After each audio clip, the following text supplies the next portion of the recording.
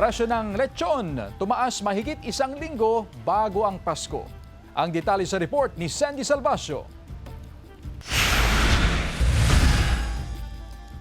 Pitong tulog na lang mga kapuso.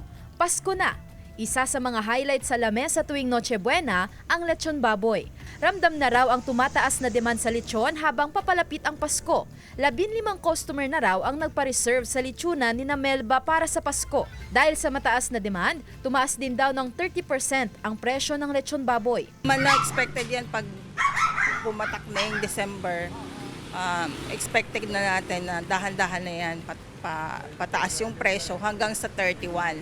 Pero ayon sa Sinag, mas mababa raw ang presyo ng lechon ngayong taon kumpara noong nakaraang taon. Mas mababa compare last year. Nasa 12 to 14,000 ang 12 to 15 kilos.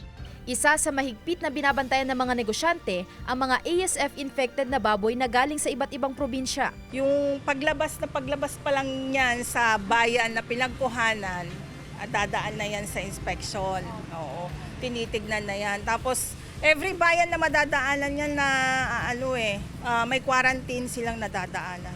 Nagpaalala rin ang Sinag sa mga consumer na maging mapanuri sa mga pinagkukunan ng lechon baboy.